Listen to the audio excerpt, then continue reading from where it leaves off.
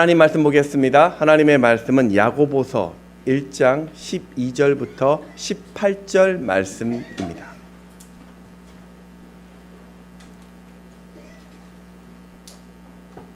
야고보서 1장 12절부터 18절 말씀을 교독하도록 하겠습니다. 시험을 참는 자는 복이 있나니 이는 시련을 견디어낸 자가 주께서 자기를 사랑하는 자들에게 약속하신 생명의 면류관을 얻을 것이기 때문이라.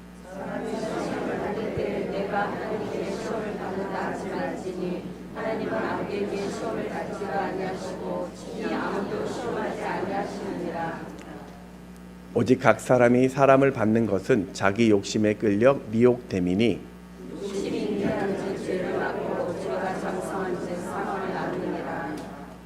내 사랑하는 형제들아 속지 말라.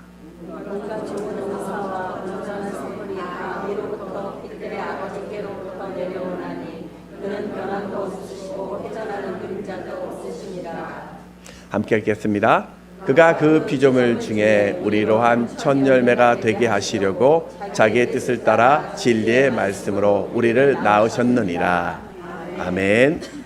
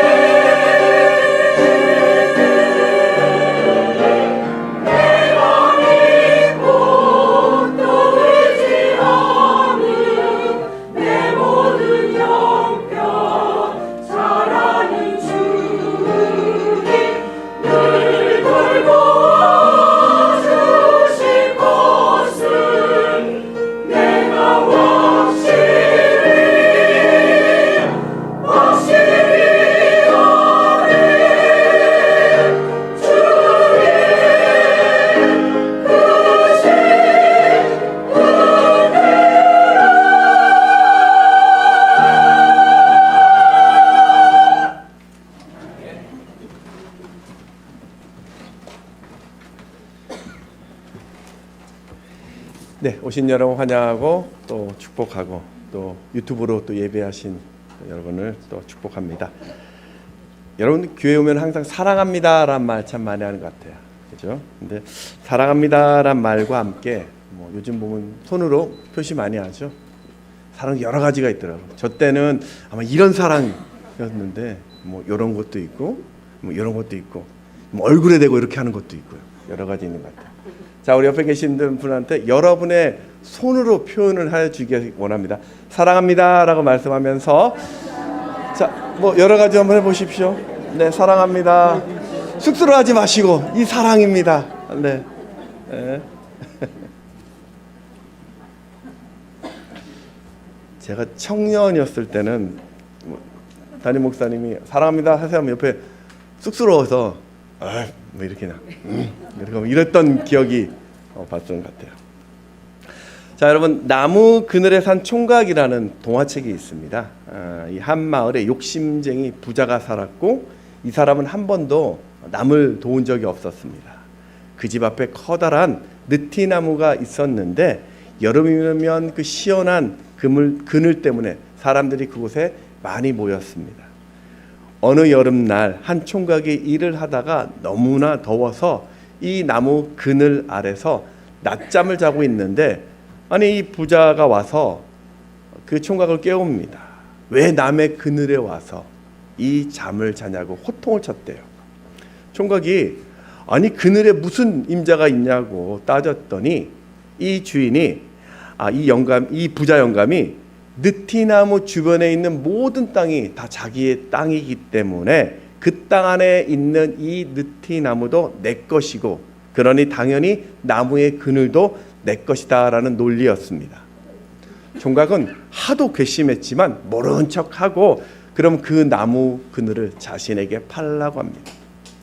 부자는 이게 웬 떡이냐 싶어가지고 나무 그늘 값으로 10냥의 돈을 불렀고 예. 됐습니까? 예. 10냥의 돈을 불렀고 그늘을 이제 팔게 되었습니다. 이튿날부터 이 총각은 이 그늘에서 살았어요. 해가 뜰 때부터 또 해가 질 때까지 그늘이 움직이는 대로 그 자리를 옮기면서 그늘 아래에 있었습니다. 그런데 이 그늘이 부잣집 마당을 넘어서 그 마루에 들어갔습니다. 그러자 총각은 신발을 신은 채 마루 위에 올라가서 드러누웠고 그늘이 방으로 들어가자 불쑥 방까지 터들어가서 그늘에 눕습니다. 집안 식구들이 난리를 쳤지만 하루 이틀 그렇게 버티다 보니 이 부자 영감이 질려서 다시 그늘을 팔라고 얘기했더니 총각이 이번에는 그늘 값으로 10,000냥을 불렀습니다. 울며 겨자 먹기로 이 부자 영감은 10,000냥을 주어 그늘을 샀고 이게 소문이 나면서 부자는 부끄러워서 그 동네를 떠나게 됩니다. 이 글은 초등학교 4학년 국어 교과서에 수록된 전래 동화인데 인간의 욕심이 얼마나 무모하고 또 인생에 큰 영향을 끼칠 수 있음을 보여주는 글이었습니다. 여러분 그렇습니다. 오늘 내가 가지고 있는 이 욕심 잠깐 내려놓는다면 내 주변도 아마 최고의 환경이 될 줄 믿습니다. 우리 옆에 계신 분들과 다시 한번 인사했으면 좋겠습니다. 지금이 최고입니다.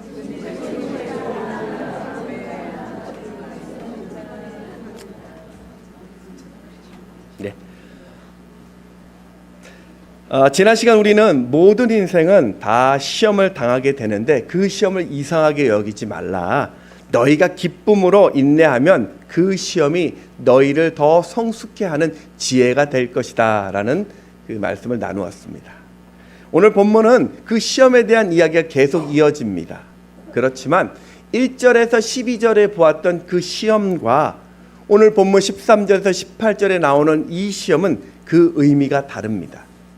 시험은 두 가지의 의미가 가지고 있는데요. 이 단어 첫 번째 단어의 의미는 페이라스모스라고 해서 하나님이 주시는 테스트입니다. 이것은 우리의 믿음을 성숙시키기 위한 시험, 다시 말해서 연단이라고 이야기하죠. 하나님이 아브라함에게 이삭을 제물로 바치라고 했을 때 그 시험, 바로 이것이 연단입니다. 이런 시험은 우리가 부닥치고 또 극복해야 될 시험입니다. 하지만 오늘 살펴볼 두 번째 시험의 의미, 페이라조라고 하는데 이것은 사탄이 주는 시험이에요. 우리의 믿음을 무너뜨리기 위한 유혹으로서 이런 시험은 피하라는 데 초점이 맞춰 있습니다. 오늘 저는 본문에 나와 있던 이 시험이라는 그 단어를 좀 쉽게 설명하고자 유혹이라는 단어로 좀 이야기하겠습니다. 이 지구촌교회 이동원 목사님이 썼던 책 중에 너희는 성숙을 점검하라라는 책이 있는데요. 이 책에는 인간의 욕구에 대한 글이 나와 있습니다. 그러니까 인간이 식욕, 먹거나 잠을 자거나 무엇인가를 성취하는 성취욕 같은 그런 욕구는 하나님이 모든 인간에게 주신 정당한 것입니다. 그런데 사탄은 이 욕구를 유혹해서 정해진 그 한계를 벗어나게 합니다. 우리가 배가 고프면 음식을 먹고 싶어 합니다. 이거는 당연한 욕구예요. 그런데 사탄은 그 배고픔을 채우기 위해서 남의 것을 훔치라고 유혹합니다. 이성을 향하여 갈망하는 욕구는요, 정당합니다. 그런데 사탄은 통제불능의 성적 욕심으로 우리를 유혹합니다. 나의 명예나 지위를 향상시키는 욕구는 정당한 것입니다. 그런데 사탄은 통제불능의 권력 욕심이 되도록 우리를 유혹합니다. 다윗이 어릴 적부터 그는 하나님 마음에 맞는 자로 인생을 살았습니다. 하나님이 사무엘 선지자에게 그 사울 왕 대신에 하나님에 맞는 이 다윗을 다음 왕으로 세우라고 기름을 부으라고 말씀하죠. 사도행전 13장 22절을 같이 한번 읽습니다. 시작. 패하시고 다윗을 세우시고 증언하여 이르시되 내가 이새의 아들 다윗을 만나니 내 마음에 맞는 사람이라 내 뜻을 다 이루리라 하시더니, 그 다윗이 한 30살쯤 되어서 왕이 되어 나라를 잘 다스리다가 한 50살쯤 되어서 하루는 그 궁전 왕궁을 산책하다가 한 여인이 목욕하는 것을 보게 되고 이제 유혹을 받아서 간음죄를 범하고 나중에 남편을 죽이는 살인죄까지 범하게 됩니다. 바로 그 일로 다윗의 인생과 그 가정과 가문이 송두리째 흔들리는 고난을 당합니다. 사무엘하 2장 10절 말씀을 읽습니다. 시작. 이제 내가 나를 업신여기고 햇사람 우리아의 아내를 빼앗아 내 아내로 삼았은즉 칼이 내 집에서 영원토록 떠나지 아니하리라 하셨고, 우리가 잘 알고 있는 삼손을 한번 생각해 보십시오. 삼손은 사사시대 믿음 좋은 그 부모 밑에서 이스라엘의 리더로, 구원할 리더로 태어났습니다. 하나님은 그에게 초자연적인 힘도 주셨어요. 그런데 그는요, 그 힘을 가지고 이방 땅에 가서 드릴라라는 음란한 여자를 만납니다. 블레셋 사람들이 그 드릴라에게 큰 돈을 주면서 저 삼손의 힘을 쓰지 못한 방법을 알아내려고 했고, 결국 삼손은 그 드릴라의 유혹에 빠져서 절대 말해서는 안 될 이 머리카락의 비밀을 말하죠. 이후 삼손은 머리카락이 다 잘렸고 블레셋 사람들의 쇠사슬에 묶였고 두 눈이 뽑히며 비참하게 생을 마감합니다. 바로 이것이 유혹의 실체, 본 모습입니다.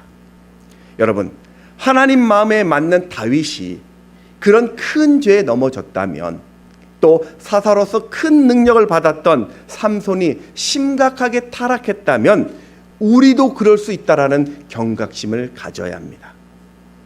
저는 시시각각 우리 인생에 날아오는 이 유혹에 대해서 우리가 어떻게 반응해야 하는지, 또 그런 유혹을 어떻게 이겨낼 수 있는지 두 가지로 살펴보겠습니다.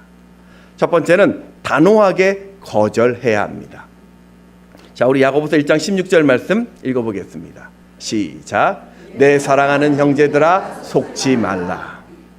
이 종교개혁자였던 마틴 루터는 유혹을 이 하늘이라는 새로 비유한 명언이 있습니다. 이분이요, 새들이 내 머리 위를 지나가는 것은 내가 막을 수 없다. 하지만 내 머리 위에 새가 둥지를 트는 것은 내가 막을 수 있다라고 이야기했어요. 그러니까 내 책임이라는 거예요. 여러분, 유혹이 올 때 우리는 노라고 아니라고 멈춰야 합니다. 거절해야 되는 것입니다. 현대인들에게 다가오는 유혹은 뭐가 있을까요? 아마 물질의 유혹, 돈의 유혹일 것입니다. 쾌락의 유혹, 명예의 유혹, 권력의 유혹일 것입니다. 사탄은 바로 이런 것들이 너의 삶을 더 좋게 만들 것이라고, 너를 더 기쁘게 할 것이라고, 너를 더 감동을 줄 것이라고 우리에게 유혹합니다. 과연 그렇습니까? 돈 많으면 좋죠. 그런데 여러분, 돈의 그 유혹에 빠지면요, 무자비하게 이웃을 대해서 짓밟게 되고요, 내 인생이 무너지는 경우를 봅니다. 초대교회에 우리 아나니아와 삽비라 부부가 있었습니다. 당시 초대교회는 성령의 큰 은혜로 서로 한 마음이 되어요 공동체를 세워갔습니다. 그래서 이들은요, 성도들은 자기의 것을 주장하지 않았어요. 서로 자신의 땅이나 집을 팔면서 하나님께 감사하면서 그 공동체를 거룩하게 세워갔습니다. 어느 날 이 아나니아와 삽비라도 자신의 소유를 팔았습니다. 그런데 돈을 손에 쥐게 되자 사탄의 유혹을 받습니다. 하나님께 드린다고 했던 그 헌금의 얼마를요 감추었습니다. 그리고 나서는 전부를 나는 다 드린 양 거짓을 말합니다. 이렇게 유혹에 빠졌던 이 부부, 성령을 속이는 죄를 짓고 그 자리에서 죽음을 맞이했습니다. 사도행전 5장 5절 말씀을 읽어보겠습니다. 시작. 아나니아가 이 말을 듣고 엎드러져 혼이 떠나니 이 일을 듣는 사람이 다 크게 두려워하더라. 물론 이 말씀은요, 우리 집 팔고 땅 팔고 몽땅 다 헌금해, 그런 말씀이 아니라 사탄의 유혹에 빠져 돈을 사랑하게 되니까 하지 않아도 될 그 거짓을 말하는 바람에 성령을 속이는 죄로 심판을 받게 된 것입니다. 히브리서 13장 5절 상반절에도 보면 돈을 사랑치 말고 받은 바를 족한 줄로 알라라고 말씀하죠. 쾌락은 어떻습니까? 우리 주변에는 이 쾌락의 유혹 때문에 인생을 망치는 경우를 쉽게 볼 수 있어요. 얼마 전에 이게 동남아 태국에서 그 40대의 여성의 정치인과 20대 스님의 불륜이 이슈가 된 적이 있었죠. 그 장면이 발각됐더니 이 두 사람이 우리는 옷만 벗고 대화만 했다라고 구차한 변명을 했습니다. 스님만 그럴까요? AP통신에 의하면 21년 프랑스 카톨릭 당국이 발표한 보고서인데요, 1950년부터 2020년까지 카톨릭 교회와 그 연계 기간에서 무려 3,000명의 가해자가 33만 명에 이르는 아동을 성학대했다는 사실을 보고했습니다. 그리고 이 3,000명의 가해자 중에서 3분의 2인 2,000명이 신부님, 수녀님 같은 성직자였고요, 피해 아동의 80%가 초등학교 4학년에서 6학년에 이르는 소년이었다고 합니다. 목회자는 문제 없습니까? 저희 교단은 아니지만 얼마 전에 한 장로교단의 총회장이 그 교회 여성 권사님과 불륜 스캔들이 나서 만천에 공개된 일도 있었습니다. 우리 야고보서 1장 15절 말씀을 읽어보겠습니다. 시작. 욕심이 잉태한 즉 죄를 낳고 죄가 장성한 즉 사망을 낳느니라. 그래서 야고보는 유혹을 허락하게 되면, 그 작은 유혹이라도 내가 품게 되면 그것이 욕심이 될 것이고 그 욕심이 자라서 사망에 이른다라고 경고를 합니다. 사랑하는 여러분, 오늘 여러분에게 다가오는 그 유혹에 속지 마십시오. 사탄은요, 결코 우리에게 선한 것을 주지 않습니다. 사탄은 언제나 유혹으로 우리를 망하게 합니다. 죄의 노예로 만들 것이고요, 우리에게 불안을 줄 것이고요, 우리를 파괴할 것이고요, 우리의 영적인 그 능력을 다 빼앗아갑니다. 그렇게 사탄은요, 그 죄의 유혹으로 우리 인생을 낭비하게 만듭니다. 근데 문제는요, 이 사탄은 이런 유혹을 할 때 우리에게 속삭임이 있습니다. 절대 망하지 않을 것이다. 사탄이 즐겨 쓰는 말이 이런 말이 있습니다. 야, 그거 실수야. 한 번 실수는 병가지 상사라고 했는데 괜찮아. 염려하지 마. 딱 한 번인데 뭔 일 있겠어? 내일부터 달라지면 돼. 그런데 묘하게요, 이런 사탄의 속삭임이요, 우리에게 위로가 됩니다. 자, 우리 야고보서 1장 14절 말씀 다시 한번 읽어볼까요? 시작. 오직 각 사람이 사람을 받는 것은 미혹됨이니. 미혹이라는 게 원어의 뜻이 뭐냐면요, 미끼로 고기를 잡다라는 것이 미혹입니다. 미혹이라는 것은 낚시꾼이요, 물고기에게 미끼를 던지는 것이 미혹이에요. 여러분, 이 아무리 큰 물고기를 할지라도 그 작은 미끼에 한 번 걸리면요, 망하는 겁니다. 잠깐이라도 그 미끼의 유혹에 걸려버리면 그날 저녁 횟감이 되는 거예요. 그러니 처음부터 단호해야 합니다. 요셉은요, 주인 보디발의 아내의 유혹에 단호히 거절했습니다.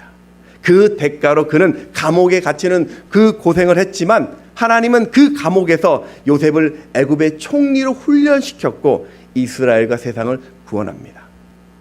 여러분, 어떤 죄이든지 한 번, 두 번 허용한다면 그 죄가, 그 결과가 사망이라는 것을 기억하시면서 죄의 유혹을 단호히 거절하는 여러분 되시기를 주의 이름으로 축원합니다.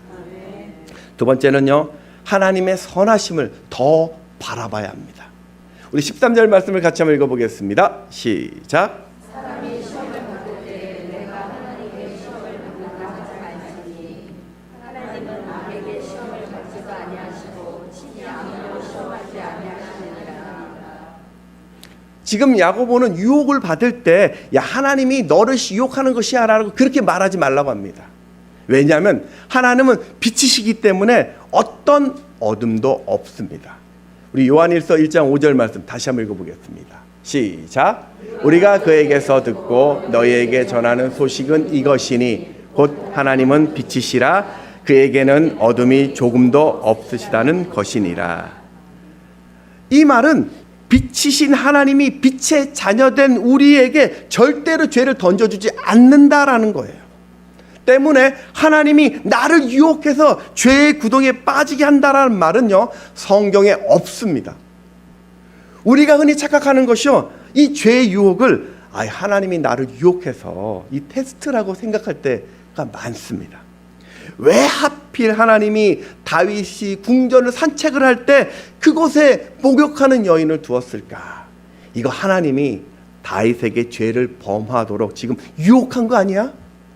왜 하나님이 에덴 동산에 선악과를 두어서 심어서 그것을 먹지 말라고 했느냐? 이거 아담과 하와가 오다 가다 따먹으라고 유혹한 거 아니야? 여러분, 사무엘하 11장에 나와 있는 이 다윗이 왕궁을 거닐 때는요, 그때 이스라엘은 전쟁 중이었어요. 근동 나라는요, 전쟁이 일어나면 왕이 있어야 할 곳은요, 전쟁터입니다. 그러니까 결국 다윗의 범죄는요, 사탄의 유혹을 빠진 다윗의 책임이었습니다. 에덴 동산에 왜 선악과를 두었냐고요? 아담과 하와를 넘어뜨리기 위한 것이 아니라 너희들에게는 너희를 창조하신 하나님의 계심을 보여주기 위한 징표가 바로 선과 악을 알게 하는 나무입니다. 그러니 아담과 하와가 이 뱀의 유혹을 빠진 것은요, 그들의 책임입니다. 삼손의 잘못이 무엇입니까? 믿음의 가문에 태어나서 20년 동안 이스라엘을 대표하는 사사였지만 그가 평소 기도했거나 예배했다라는 내용이 성경에 나와 있질 않아요. 늘 그는 이방 땅에 가서 죄악된 그들과 지내는 것이 문제였습니다. 하나님을 그렇게 잊고 살다가 심한 갈증 때문에 물 달라고 부르짖었던 거 딱 한 번, 그리고 죽을 때 블레셋과 같이 죽겠다고 했던 기도가 그의 인생의 전부였습니다. 삼손의 죄는 바로 유혹에 빠진 그 삼손의 책임입니다. 참 묘한 게요, 내가 죄를 짓고 나면요, 우리 안에 드는 마음이 뭐냐면요, 누군가를 탓하기 시작합니다. 나는 원래 그런 생각이 없었는데 그놈 때문에, 나는 원래 그런 사람이 아닌데 그것 때문에. 세상 사람들 다 그러는데 왜 나한테만 그래? 이건 내 문제가 아니라 이런 사회에 이런 예방 시스템이 잘못된, 이거 사회 문제야. 공무원 탓이야. 정부 탓이야. 여러분, 이거 어디서 많이 들어본 말 같지 않습니까? 아담이 하나님의 말씀에 불순종하여 선악과를 먹게 되자 하나님이 아담을 불렀을 때 아담이 했던 말, 그 여자 때문이에요. 창세기 3장 12절 말씀 읽어보겠습니다. 시작. 아담이 이르되 하나님이 주셔서 나와 함께 있게 하신 여자 그가 그 나무 열매를 내게 주어도 내가 먹었나이다. 여러분, 이 말은요, 당신이 내게 주셨던 그 여자만 없었다면 내가 이런 죄 짓지 않았을 거예요. 하와는 어떻습니까? 하나님, 당신이 창조했던 저 뱀 때문에 내가 넘어졌어요. 창세기 3장 13절 말씀 읽습니다. 시작.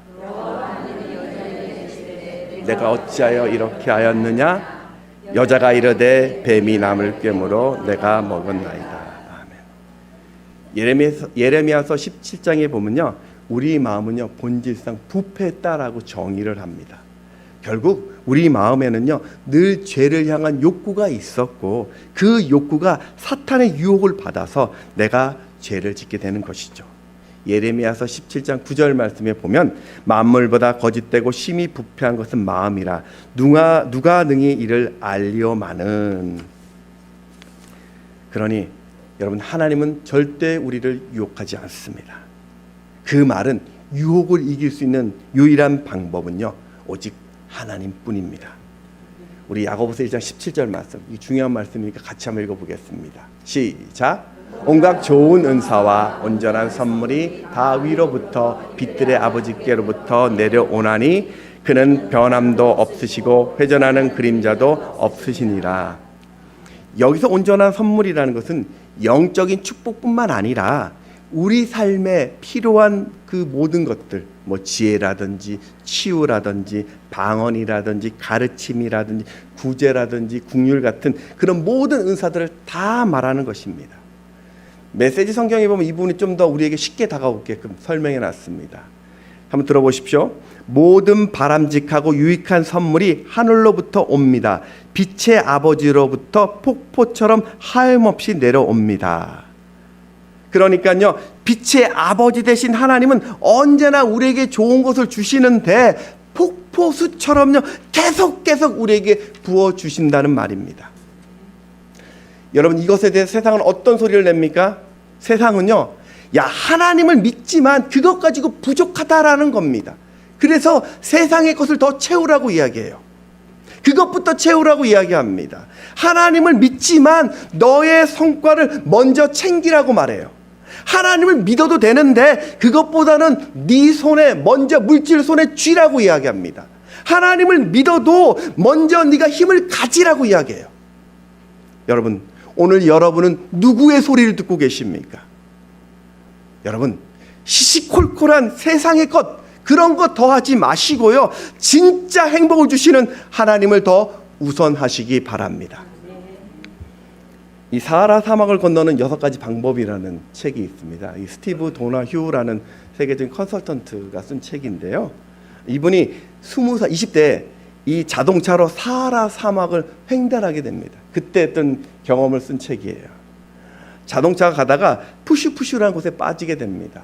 이 푸슈푸슈가 뭐냐면 이 사막의 그 미세한 모래 웅덩인데요, 물로 이야기하면 늪 같은 곳이에요. 여기에 차나 사람이 빠지면 헤어나기 되게 어렵다고 합니다. 근데 이분이 기적적으로 살아났고 그 경험을 쓴 책입니다. 이 도나휴라는 분은요, 인생의 사막에 빠져나왔을 때 그 위기를 헤쳐나올 수 있는 방법은 자동차가 이 모래 늪을 빠졌을 때 나오는 요령과 똑같다라고 전했습니다.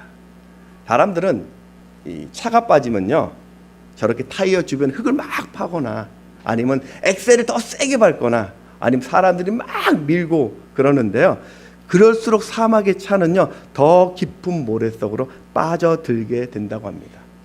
이럴 때 효과적인 방법은요, 타이어에 바람을 뺀다고 합니다. 타이어의 공기를 빼면 타이어의 마찰력이 넓어져서 살살 엑셀을 밟으면 엔진의 힘이 그대로 타이어를 통해 땅에 전달되므로 모래를 빠져나갈 수 있다고 이야기합니다. 그러니까 이 말은요, 인생의 위기가 올 때 내 방법, 내 힘을 빼라는 거예요. 나를 좀 내려놓으라는 겁니다. 내 생각을 좀 내려놓으라는 것이에요. 저는 뭐 수영을 그렇게 잘하지 못하는데 사람이 빠졌을 때도 마찬가지라고 합니다. 사람이 물에 빠지면 본능적으로요, 가라앉지 않으려고 안간 힘을 쓰게 된다고 합니다. 그러면 더 쉽게 가라앉는다고 하죠. 이 안전요원의 말은 그때 제일 먼저 몸에 그 힘을 빼라고 얘기합니다. 그럼 몸이 조금씩 가라앉는 것이 더뎌진다고 얘기합니다. 마찬가지입니다. 빛의 자녀인 우리도요, 하나님이 먼저예요. 여러분, 하나님이 먼저입니다. 나를 보는 것이 아니라 내 형편을 보는 것이 아니라 그 형편 가운데 계신 하나님을 먼저 바라보아야 되는 것이죠. 전능하신 하나님이요, 정말 좋은 것들을 우리에게 폭포수같이 쏟아지시는 그 하나님을 더 집중해야 되는 것입니다. 여러분, 그 말이 경주하는 거 여러분 보셨습니까? 과천 뭐 서울랜드 같은 하는데요, 저렇게 말이 경주할 때 보면 차 안대라고 이야기합니다. 말의 눈을 가리는 안대 같은 게 있어요. 말은요, 우리는 눈이 이제 앞에 있잖아요. 말은 옆에 있습니다, 눈이. 그래서 그 말의 시야는 360도를 다 봅니다. 경주말은 경기를 하는 동안 앞에서 뛰는 말, 옆에서 뛰는 말, 뒤에서 다가오는 말을 다 볼 수 있다고 합니다. 이 말이 겁이 많은 동물이에요. 그래서 막 가다가 누군가 옆에서 막 다가오거나 움직이면요, 그게 놀라고 두려워서요, 가던 방향을 잃고 갈팡질팡 한다고 합니다. 그래서 저렇게 차 한 대를 만들어서 눈의 뒷부분을 가려주면 그 시야는 오직 앞만 바라보고 멋지게 잘 달리게 되는 방법이라고 합니다.